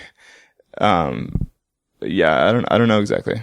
And I've never really had to evaluate business ventures and things. So so let's touch on something you just said, which is if you're very afraid of something, then that's something you shouldn't do. So do you then climb, say, hard routes in an absence of fear, or is it present and then you overcome it? That's a good question. I generally climb hard routes in the absence of fear. I generally don't go up on them unless I feel comfortable and I don't have that fear, I guess. Though, it's important to sort of differentiate fear and risk and like all the terms, I guess. Definitely. Because, I mean, if there is a high level of risk, I mean, you should be feeling fear. I mean, fear is sort of that warning that, like that there is real danger. And so like, if there is danger present, like, I mean, you should be feeling fear. And so, and there are times when maybe you should just suppress that fear and go for it anyway. Maybe not. I don't know. But so with the free soloing, typically if I'm feeling a lot of fear, then, I just, wait and prepare more, or I don't know, do whatever it takes to mitigate that, to feel comfortable, and then do the climb when I feel comfortable. And do you have my suspicion says no, but do you have a checklist, like I have to do this with gear X number of times and then do this Y number of times before I'm willing to free solo this? Or is it just... I don't have a checklist, but I definitely have a degree of comfort that I need to feel on the route before I'm willing to solo it. What does that feel like? It just feels like a certain, I guess I need to have a certain amount of reserve, I guess. I need to feel like I can climb the route in a variety of conditions, and have some extra in the tank just in case, Like if I can climb the route only by the narrowest of like razor thin margins, like, I mean, that's probably not good enough for free soloing. And, the definitions point is important. So for instance, I'm involved with a lot of speculative startups. Or startups, whether speculative. They're all speculative. Yeah, I mean, most we would be considered very highly speculative. And people say, wow, that's a really high risk investment. You have a very high risk tolerance, right? Doing things in entrepreneurship and so on. And I've never felt that way. I actually feel like I'm focused on risk mitigation at all times. So for me, I thought about it at one point because they're like, oh, you have a really high risk tolerance, risk. And I was like, well, wait a second. Like, we should try to figure out the definition of this term that we're using before we have a discussion about it. Isn't the thing with startups is that you're sort of willing to lose money on a certain number as long as like some of them come out. Right, no, exactly. So I mean, so you're sort of just doing the math on the overall picture. It's like, doesn't matter if some of them fail. That's exactly right. And what's important, at least in that game, right, or that sport, I mean, you can look at it that way, is following your own rules. Like if you set rules, and you understand, say, portfolio theory and the math, if I follow these rules is going to turn out likely this way, therefore I need to make X number of investments. Yeah, or at least having like a plan that you're willing to stick to, and right. and not start to just get hog wild where you're like, well, this guy said that he and can not make deviate money on it. Yeah, exactly. So what I realized for myself that risk in my mind is the likelihood of an irreversible negative outcome. And if I look at it that way, if I do something that fails, if I can get back to where I was very easily, then that's not a risk. It's not a high risk, for instance. Do you think you relate to risk or think about it differently than other people? No, I mean, all that's pretty much in line with the way I look at risk. I mean, yeah, I mean, with the startup stuff, I wouldn't consider that particularly risky because, like, obviously people make a lot of money off startups. It's just a matter of, like, doing it well. And like, playing the stock market and things like that, people obviously make a lot of money. So it's not like a fundamentally risky activity. It's just a matter of, like, how you do it, how well you do it. And obviously I'm not in either of those worlds at all. So, I mean, for me, it probably would be dangerous just because, I'd be like, well, now I have no money. But it's because that's not my thing. Like, I don't know anything about it. What is the best decision you've ever made not to do something? Or a good decision that you've made not to do something? Well, I think pretty much any of the free solos that I've backed off of and climbed down were probably all pretty good decisions. I mean, who's to say? I mean, maybe they all would have been fine and I would have just like climbed to the top and had a nice day.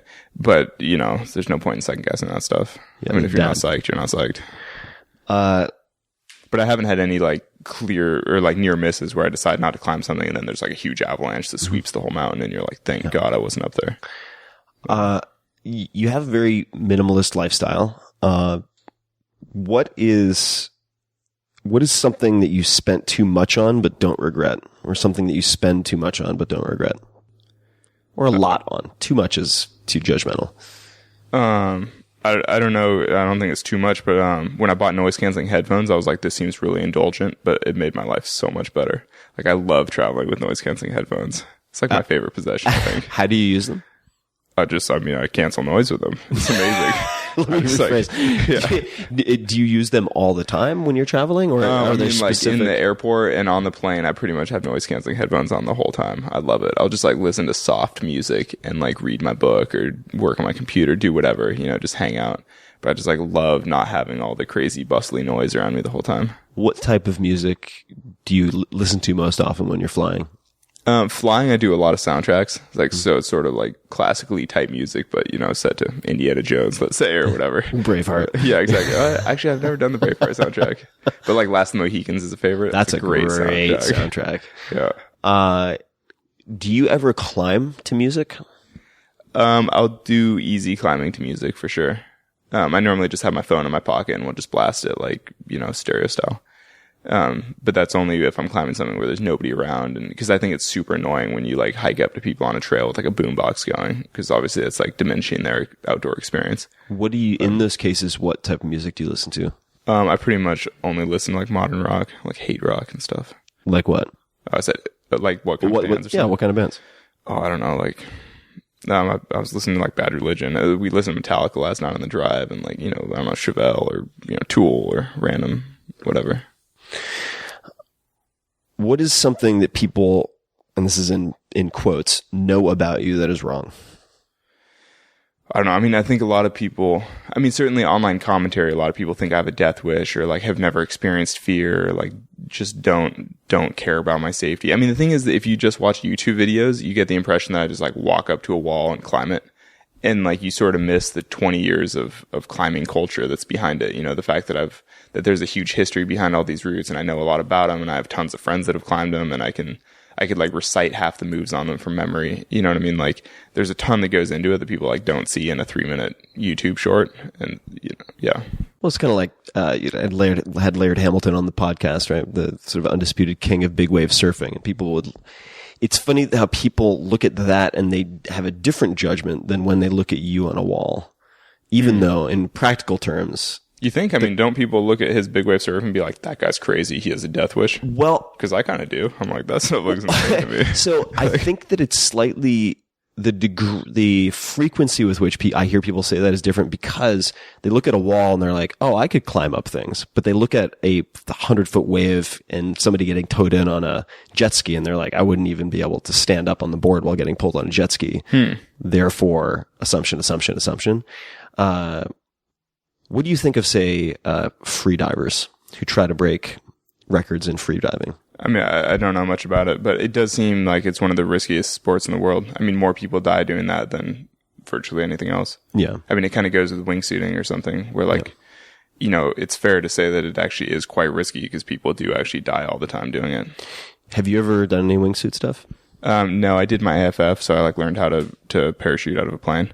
On the thought that I would maybe eventually learn how to base jump or something. And then I was basically just like, I'm not into this. I'm like, I don't think this is cool. I don't like it. Just because the downside risk, no, the downside is too high? No, skydiving is not dangerous, you know? So, I mean, when you're learning out of the plane, like, it's not sketchy at all. But mostly I was like, I just don't like this, you know? And like, I don't want to devote the energy to like learning how to do this.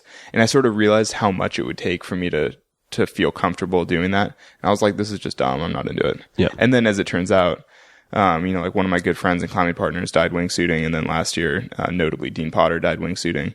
And so, I mean, you know, climbing has lost a lot of high-end climbers to wingsuiting accidents. It's like, yeah, I mean, it is a very dangerous activity.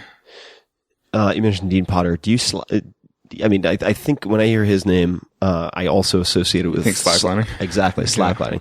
You seem to have the perfect slacklining feet. I mean, maybe we take a photograph. They're all messed up. Yeah, you've got some amazing, like, functional feet. Do you slackline? Functional. That's a very kind way of putting deformed. But yeah, highly functional. Yes. Do you slackline, or what's your opinion? I can slackline at like a low level. You know, I can like walk lines back and forth just because there's so many slacklines in campgrounds and climbing areas and things. You know, I definitely have done a fair amount of slacklining, and I can do some like really easy tricks and things. But no, I'm definitely not a slackliner, and I've never done any high lines, and I'm not into slacklining. When you think of the word successful, who's the first person who comes to mind for you? When I hear successful? Yeah, just the word successful. I mean, when you just said it, I thought Elon Musk. But then, like, I have no idea, you know, because I don't know that much about business, but I'm just like, that's rad. But, Is there anyone that you would want to model your life after in any way? Probably not, but though I do like reading, you know, a biography or something, and then sort of, like I have some notes on my phone of like lists from random things I've read, you know, where you sort of choose little lessons out of like a book about somebody, and you're like, oh, like that person did these things well, and those are all things that I could apply to my life. But, you know, I wouldn't want to model my whole life on somebody. It's more like cherry picking the good lessons here and there. Which biographies have produced a lot of notes for you? I've or just done this a few times, but so I read the biography of Brad Washburn, who was like a big, if you know him, he was like an Alaska explorer, photographer. He also ran a natural history museum in Boston, I think. But so he just had like a wide and varied career, and he was like a National Geographic explorer type. He just did a lot with his life. And so after I finished reading the book, I was like, whoa, this guy like got shit done, And I don't know, I respect that. And so I just like kind of thought about it. What is something that you believe that other people think is crazy? That I believe that other people think is crazy? Yeah. Well, I don't know. I mean, I think that my evaluation of risk and all the things we were just talking about, a lot of people think is totally crazy. Mm-hmm. But that's I think it's because they don't have a full set of facts on it, that they don't quite appreciate it in the same way that I do. Mm-hmm. But I don't know if I have any other like totally outlandish beliefs like that. Mm-hmm. I don't know. Do you, I'm sure you've had this question before, but would you consider yourself a religious person? Do you have a particular belief system? No, I'm like strongly atheist and just like not into religion at all. Mm-hmm. Were your parents religious at all or no? Yeah, mom is at least used to identify as Catholic. She'd probably still say that she believes in God, though there's no evidence of it at all. Like she doesn't go to church anymore or do anything. But, yeah, so as kids, we were taken to church, but at no point did I ever believe anything. Mm-hmm. Okay, so there was no sort of transitionary period. It was just from day one. It's funny, like, even though we were being taken to church, I just always thought it was all a bunch of weird stories. You're just like, it made no sense to me. I'm like, why would you believe in some invisible thing that, I'm like, why would you ever believe any of that? Like, it doesn't make any sense. It's weird. It's weird that so many adults believe all that stuff because it still doesn't make any sense. There's a lot of stuff that doesn't make a lot of sense that people believe too. Yeah. A lot in the theater, politics, and elsewhere too. Yeah, well, But, this is going to be a gear shift. I mean, we're shifting a lot of gears. I'm grinding out the transmission of gears, but, food. I want to talk about, do you have any particular thoughts on food, or how do you think about eating yourself? Not literally eating yourself, but yeah. I mean, I'm not much of a cook, and I don't like love food or food prep or anything. If I could, I would just like take a pill and be like fully fed all day, every day, and just be like, sweet, I don't have to worry about it. But, I don't know. I mean, in the last couple of years, I've gone vegetarian, which has more to do with all like the environmental nonfiction I've been reading. It's more just as like one of the few things that I can do as an individual to like really have an impact on the world. But yeah, I don't know. I mean, do you have any go-to dinners? Like, what are your most common dinners? What do they look like? I mean, for all the years that I've lived in the van, one of my go-to dinners was like mac and cheese with stuff in it, like adding a vegetable. I used to add tuna to it a lot, though now I've switched to just like vegetables or, maybe some beans or whatever. Mm-hmm. Or like mac and cheese and chili. Though now I'm sort of easing away from the mac and cheese too, because I've kind of stopped eating dairy. But so like, rice and vegetable stuff or, like lentils or whatever. Keeping it simple. Yeah. So many questions I want to ask. Do you have any morning rituals? Like, what are the first 60 days, the first 60 minutes of your day look like? Pretty much always just get up and have like a big breakfast and then go climbing. That's kind of the standard. And when is usual wake up time? For the last 2 months, I've been waking up, doing some 15 minutes of stretching, then eating my breakfast, then going climbing just because of the back stuff. Mm-hmm. But, what time do you generally wake up and go to bed? I'm pretty unstructured, so I basically just go to sleep whenever I need to, or whenever it makes sense. Then I just wake up whenever. I try to sleep as much as I want to. What is that typically amount? I mean, people think they're like, oh, that 4-hour work week guy, like I must sleep 3 hours a night. I try to sleep 8 to 10. Yeah, no, I'm all about the 8 to 10 for sure. Okay. I think last night, I was sleeping in front of your house last night. I think I slept 9 last night. Well, because okay, wait a second. Is that the van? Yeah, that's my car. I went out walking my dog and I was like, who's camped out in front of my house? Yeah, no, that is fucking hilarious. Okay. Yeah, with like the reflectors in the window. Yeah, and I was like, who is trying to kidnap me? Who is this? That's my rape wagon parked in front of your house. Well, it's one of those things like, we drove to San Francisco last night and then I'm like, well, I don't want to park somewhere else and then have to drive here in the morning. Right. So I'm like, I'm just going to go park there. I'm going to sleep as late as possible. I'm going to wake up and I'm going to come in and do a podcast. It's going to be like totally chill. right? From But that's the thing about living in a car is you're all about like minimizing the wasted time. There's no point in like driving around in circles. You just park where you need to be, sleep, and then do your thing.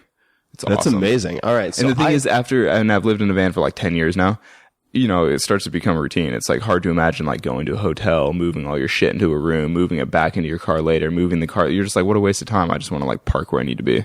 So a lot of people have asked this, and I'm kind of curious myself, like the logistics of Alex Honnold. So if you have a date and the date goes well, what then? They come back to the van.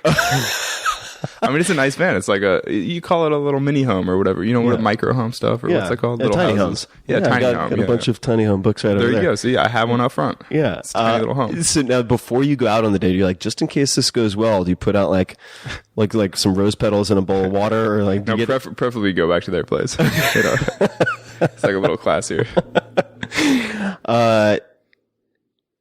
Do you have any favorite documentaries or movies? I don't know. Not particularly, I guess. I mean, my movie taste runs toward just straight, like, Hollywood action movie, like, total fluff, like Gladiator or something. Mm-hmm. Just, like, fun times.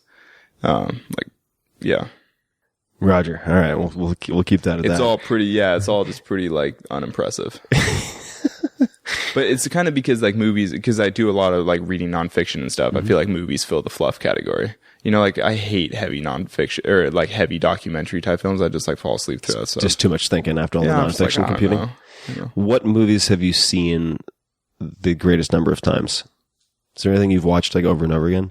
I have that habit. I've probably seen the Star Wars movies a lot of times, but that's partially just because I started when I was a kid and then I've, like, rewatched them over the years. I don't know if I've seen anything else like more than that, probably. Yeah, I think I have maybe weird numbers because for each of my books, I feel very isolated if I'm writing at night in a dark house by myself. So I always put on certain movies. I have movies for each book. There are usually one or two movies that I'll just put on repeat and I'll put them on mute and then listen to music, like the same tracks over and over and over and over again.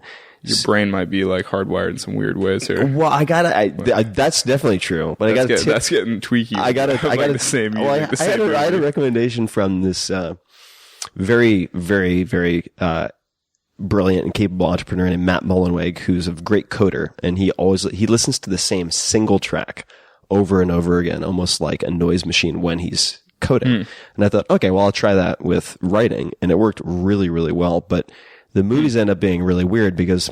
Yeah, so what movies are we talking? So, well, for the 4 Hour Work Week, it was this isn't that weird. I think these are fine movies, but The Bourne Identity was the first. And then for the 4 Hour Body, it was Casino Royale, which I think is a fantastic... I was hoping you were going to say like Rocky or something. So being nonstop training montages. Well, there are a lot of fight scenes and the parkour sequence in the beginning with Sebastian Foucan, totally. who's incredible. Yeah. So that's a whole separate... I didn't know that was him. Oh yeah, so that's good. Cool. And then for the 4 Hour Chef, this is off theme completely, but I was just looking for a movie when I was just getting started, and on Amazon Prime, the first movie that popped up was Babe. Like with a little pig? Yeah, Farmer Hoggett. And I watched Babe like 1,000 times because I just put it on repeat and watch it like 4 or 5 times a night. Whoa. Go figure. Yeah, we could psychoanalyze that. Hardcore. Aside from the noise canceling headphones, what purchase has most positively impacted your life in the last, say, 6 months? Definitely my van. Definitely your van. Yeah, I mean, no question. Yeah. I mean, the last van that I bought a $10,000 van and lived in it for 10 years. And then this new van that I bought, it's a new van, so it's obviously a bit pricier, but it's like pretty awesome, and I'll probably live in it for another 10 years. Well, maybe not actually live in it, but I'll be based out of it. So again, returning to the this is not directly related to the dating in the van, but this is a question from Michael Cipriano. I've always found climbing to have a large positive effect on my libido. Does Alex find this to be the case? Well, I've climbed for my entire life, so I mean, maybe it explains just the permanent tremendous libido. No, I mean, is that for real? That's a real question. Really, yeah. I guess. I don't know.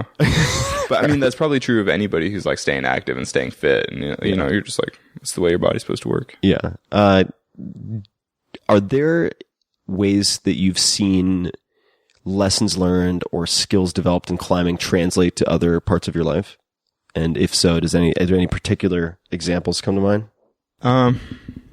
I don't know exactly. I mean, so I've gained a lot from being a professional climber, like having to go and give talks and like do the whole work side of climbing. I mean, that's really like helped me grow as a person and feel comfortable doing public speaking and all that kind of stuff. Though I think from the actual climbing itself, maybe the most useful thing I've gotten has been sort of being able to differentiate, you know, risk and consequence and fear and like all these different things, and sort of being able to separate my feelings from what's actually happening. You know, like, oh, I feel fear, but is that fear justified because I'm actually in danger, or is that like totally irrational fear that I should just squish and like move forward with something? And I don't know. I mean, I feel like climbing has sort of helped me understand like the different things that are going on there. You know, whereas I feel like a lot of people are just like, oh, I'm afraid. And then they're just like, oh God, I'm afraid. You know, but sometimes like, I mean, fear shouldn't necessarily control you any more than anything else. You know, Desire, I mean, like, or fill in the blank. Well, yeah, I mean, like hunger. Emotion. You know, when you're really hungry, you're not like, oh God, I'm hungry. You know, just like, oh, I'll eat lunch in 2 hours. You know, and I feel like fear to some extent should be the same way, where you can just register like, oh, I'm feeling fear right now. But sometimes that doesn't matter. I mean, sometimes it does, and you need to be like, oh, you know, I'm about to die. Like, I should watch out for that. But a lot of times, I mean, you should be able to just set that fear aside and just do exactly what you're supposed to be doing. Yeah, so I mean, in a way, I mean, you're a connoisseur of fear, right? I mean, you can distinguish sort of the all the different varietals of fear, totally. the fear. Yeah, I mean, when you experience enough fear in your life, you're like, no, now I can sort of differentiate between all the different types. Do you drink coffee or caffeine? No, though I just don't like coffee, and I don't really like tea, but I don't have any problem with caffeine. I don't really even notice caffeine, I don't think, that much. Because you get it in like shot blocks and gels and goos and whatever, all the little energy products. Like some of them have caffeine and some don't. And I don't feel like I notice an effect either way. Well, the reason I asked is that I find personally, I remember I did a 3-day meditation retreat, my first meditation retreat, and they disallowed caffeine. They said no caffeine and no alarm clocks. You wake up when you wake up. And when I came... Welcome to my life. I'm on a 20-year meditation retreat. Yeah, I need to do more of that. And I came back from that experience and went back into my normal routine, which was drinking, not coffee at that point, but a lot of iced tea. Like I'd go to a restaurant and they would just endlessly refill my iced tea. And I felt like a complete crackhead, like a miserable crackhead. And I was like, is this what my normal was? Holy shit. And the reason that I brought it up is that it strikes me that at least in that state, I would have a lot of trouble distinguishing the fine nuances of different types of fear because you're just overwhelmed. Well, and you're all jacked up on sugar from iced tea stuff, and then you're in like caffeine. Who knows? Yeah, totally. There's like a lot going on physiologically, and it's hard to differentiate like what the finer points are. Yeah, the signal from the noise. At what climbing grades have you plateaued the most? This is from Liz Wolf, and she just said 5'11" plateau has been really bad for me. Which probably means she hasn't got past the 5'11" plateau. Yeah, probably. She's just like mired in 5'11" land. No, so I pretty much progressed steadily to about mid 514. So like 14B or C, and I've basically been plateaued there for like 7 or 10 years or something. Though I feel like I've sort of plateaued there because I'm at the point, I mean, because mid 514 is definitely a fairly high level of climbing, though it's by no means elite by the world standard anymore. Like that's not like super hard. Just to put it in perspective, what would be elite? The hardest thing in the world is 15C, but only 2 people have climbed that. But there are a lot of people climbing like 15A and 15B-ish now.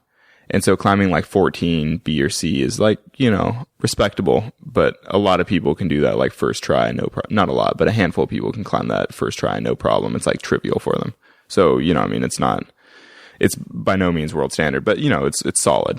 Mm-hmm. But so I think that for me, that's sort of my natural plateau. Like that's kind of what I can climb, without having to train much to climb harder, you know, because the thing is I spend a lot of my year doing like adventure trips and expeditions and, you know, doing stuff through my foundation and going to Angola last year. I mean, trips like that do not help your fitness at all. Like they won't help you climb harder, but they definitely make you a more well-rounded climber and probably a better person and more interesting. You get to do fun stuff. Mm-hmm. And so, you know, I've sort of been content being plateaued at mid 514 for a long time. Though I could see at some point in my life I might devote a year or two to like actually trying to climb hard, because I'd love to climb the French grade 9A, which is 14D in US grades. It's just sort of like a meaningful benchmark grade that if I ever climbed 9A, I'd be like, respect, like I'm good. Like that's hard enough for me. So if you wanted to do that hard climbing, what would the most important components of that training look like? I'm not totally sure. I mean, I think for me, it would require more fingerboarding or hangboarding, like basically just focusing more on finger strength, because I think as a climber, that's probably what I'm worst at, is just like the pure strength holding on to things. But also I think for me, it would just require more dedicated, focused, hard climbing for the year. You know, like right now I'm climbing in Yosemite, and in my whole season of climbing Yosemite, I won't do a single hard move basically at the physical limit of like what I can actually pull on, because I'm climbing these like great big walls and I'm trying to climb them quickly, and sometimes I'm climbing them ropeless. But anyway, I'm doing them in all these styles that like it just doesn't help you pull harder. And so like if I wanted to climb harder grades, I would have to just pull harder. If you could no longer climb but had to pick a physical activity, what would you pick? If I couldn't climb, I don't know. I have a lot of respect for ultra runners. I think because they sort of interact with the landscape in the same way that I kind of like to. You know, like something like the Ultra Tour Mont Blanc, when you like run all the way around the Mont Blanc Massif. I mean, that's pretty cool, and like I would love to be able to do things like that. But I just like I can't run that well. But the thing is that I really love running like mountain ridge lines and things, and then that quickly becomes actual rock climbing. And so I'm like, well, it's like, I don't know. But yeah, ultra running is pretty awesome. Or, I don't know. I could be into like big mountain skiing too. Like it's the same, but see, it all sort of gravitates back towards mountains. And I'm like, well, that's basically climbing. And then you get exposed to nasty things like avalanches. For those of you who haven't seen Meru, Jesus, Jimmy, both of you guys make me sweat. Not that I need any help. I tend to run hot drinking tea anyway, but, I digress as usual. What are you world class at aside from climbing or within climbing that people might not realize? Or how would your best friends answer that question? I don't know. I mean, I guess within climbing, I'd say that, because I'm known as a free soloist, I'm known for the ropeless climbing, and that's like what you'll see online and, you know, all the videos and all that. But I'd probably still be a professional climber even if I didn't free solo at all. Like right now, I hold the speed record on like pretty much every major formation in Yosemite. You know, all the different faces, like all the classic routes. I mean, I think that's basically true. And so, yeah, I don't know. I mean, I'd probably still be like one of the more well-rounded climbers in America, even without the free soloing. But it's all sort of overshadowed by the like, oh my God, he's ropeless. And it's funny because I only do, you know, a handful of solos a year, if that. And then I spend the whole rest of the year climbing with partners and ropes and like normal climbing with my friends, just like doing all kinds of interesting things and expeditions and whatever. And yet it still just comes down to like, whoa, free soloing. But, you know, I'm fine with that because at least I get to go climb all the time. What advice would you give to your 25-year-old self? 25 or 20, depending on who needed it the most. And if you could just place like what you were doing and where you were at the time. Well, 20 is still slightly too old, but like my 18-year-old self, I would say just not bother going to college at all. Because like the year that I spent at Berkeley was a total waste of my time, basically. Not because there's anything wrong with Berkeley, but because I just wasn't passionate about what I was studying, and there was no point in me like grinding out a year of studies that I didn't care about. That, you know, I should have just like gone climbing, because I mean that's what I really cared about, and that's what's been so funny over the years is that like with climbing, you know, I have no problem putting in, you know, 20 to 40 hours a week every week all year into climbing. Like, and I mean that's a fair amount. I've been keeping a training journal. So I have like sort of hours of exercise, and last year, I counted up at the new year, and, I basically averaged like 27 hours a week of exercise every week last year, which is, you know, like, I think that's kind of comparable to I mean, you would know more than me, but other sports like for training volume. Mm-hmm. But I mean, then when you think that I've probably been doing that for the last 10 years that I've been on the road, and last year was a particularly low volume year for me because I had a book come out, and so I did a month of book touring, and I also did like a month of touring in South America, and so like I was climbing much less than I normally would. So presumably a few years ago living in the van, I was probably doing like 30 or 32 hours a week of exercise, which is like a lot of time spent climbing. It is a lot of time. But what else do you put in your training journal? What other details are in there?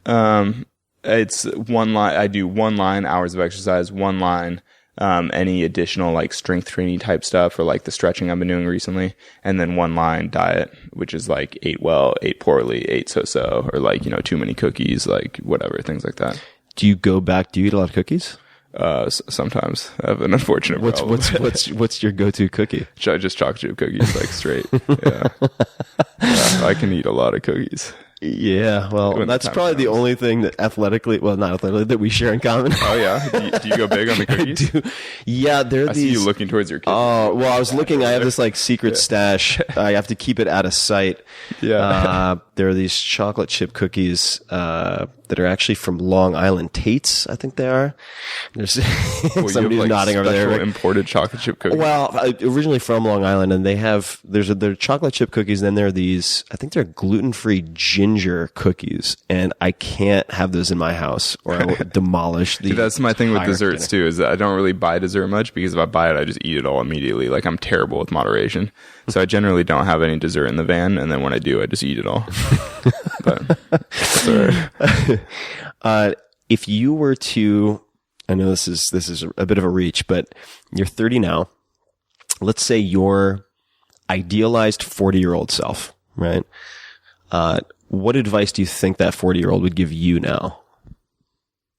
I don't know. I mean, I feel like I'm doing pretty well right now. Oh, I'm not saying you're not. I'm just, Yeah, no, I don't know. I mean, just enjoy the ride. yeah. Just enjoy the process. What would you like your life to look like in 10 years? I don't know. I mean, maybe have a family or something, or at least like a solid partner, or solid something going on. I think I'd like to maybe own a home, or like have a place that I'm kind of living, like more of a solid home base.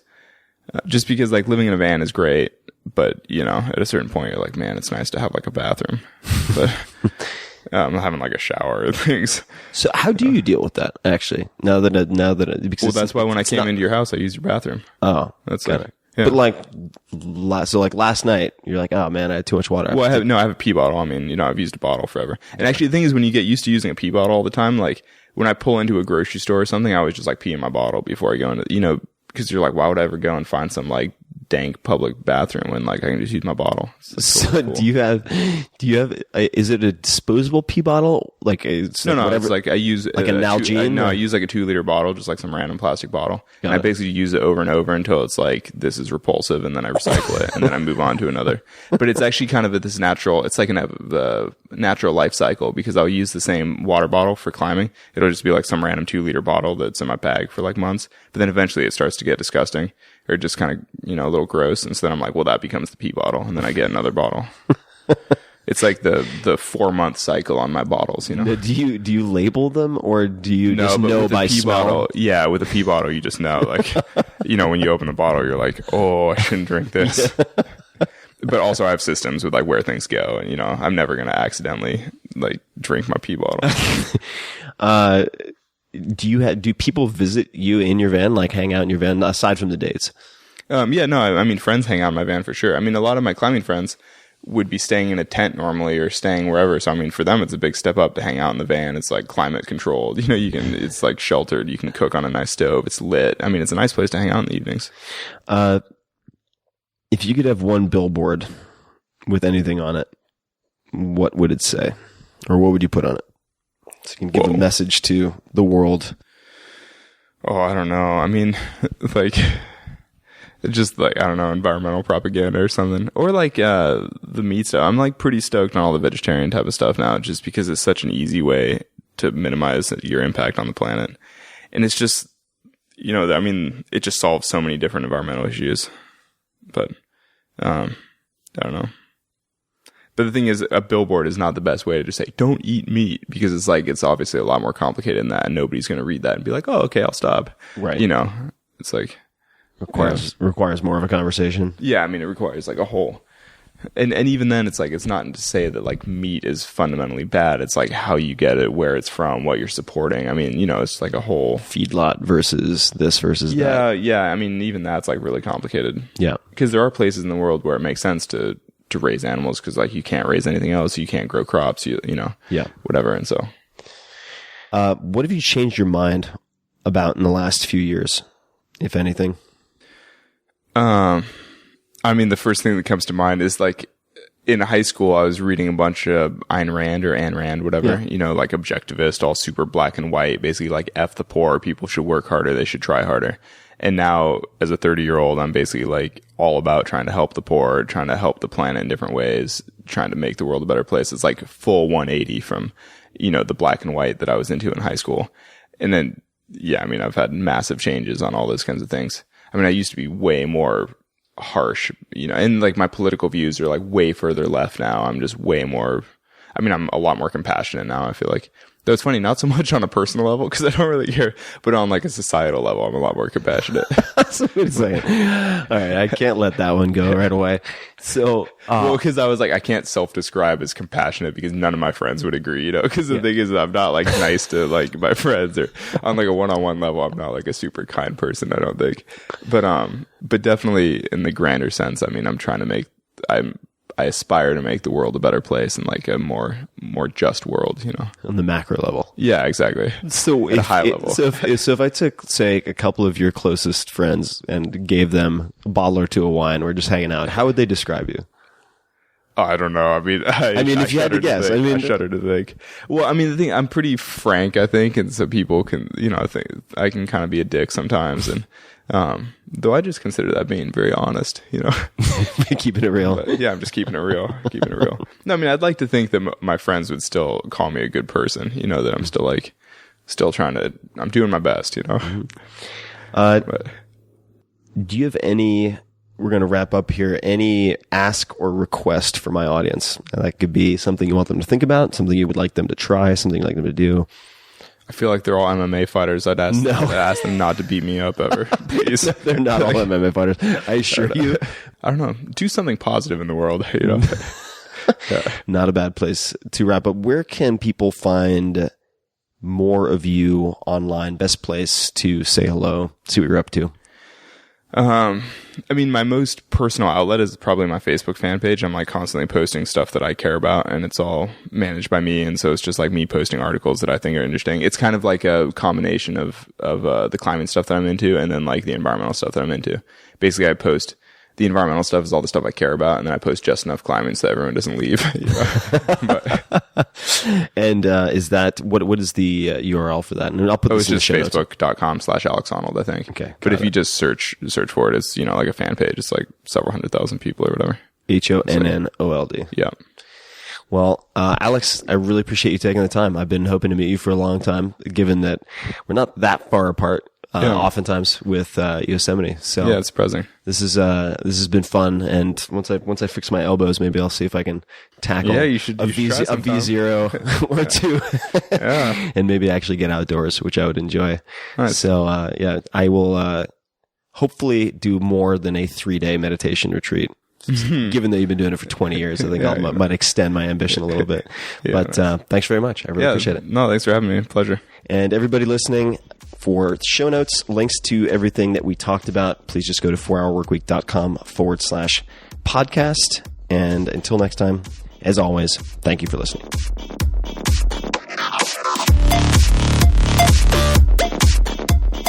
Hey guys, this is Tim again. Just a few more things before you take off. Number one, this is 5 Bullet Friday.